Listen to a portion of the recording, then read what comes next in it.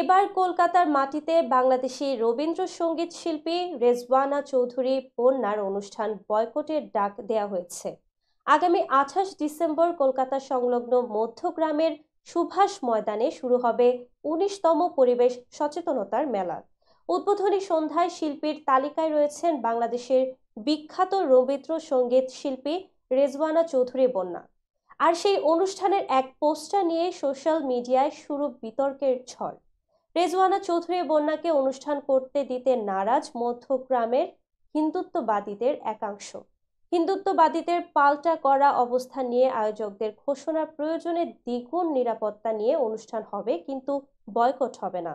Social মিডিয়ায় post করে হিন্দুত্ববাদীরা পৌরসভার কাছে আবেদন করেছেন যাতে বন্যাকে অনুষ্ঠান করতে দেয়া না হয়।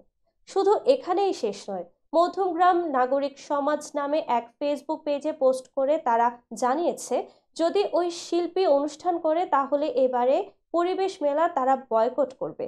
ভাইরাল হওয়া পোস্টে লেখা হয়েছে, একজন ভারতীয় নাগরিক হিসেবে মধ্যমগ্রাম পৌরসভা কাছে আবেদন জানাচ্ছি, আগামী 28 ডিসেম্বর মধ্যমগ্রাম পরিবেশ মেলায় বাংলাদেশের ওই শিল্পী রেজওয়ানা চৌধুরী বন্যার গান পরিবেশনা অবিলম্বে বাতিল করা হোক।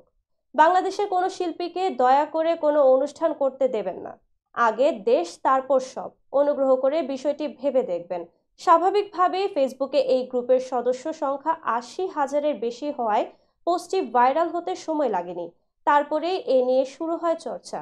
এ নিয়ে মধ্যমগ্রাম নাগরিকবৃন্দ ফেসবুক গ্রুপের অ্যাডমিন রূপক দে বলেন, বাংলাদেশের সংখ্যালঘুদের উপর অত্যাচার চলছে। আমাদের দেশের জাতীয় পতাকাকে অবমাননা করছেন সে দেশের কট্টরপন্থীরা।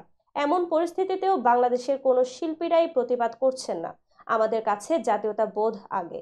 তাই আমরা বাংলাদেশের শিল্পী রেজওয়ানা চৌধুরী বন্যার সঙ্গীতানুষ্ঠান নিয়ে আপত্তি জানিয়েছি।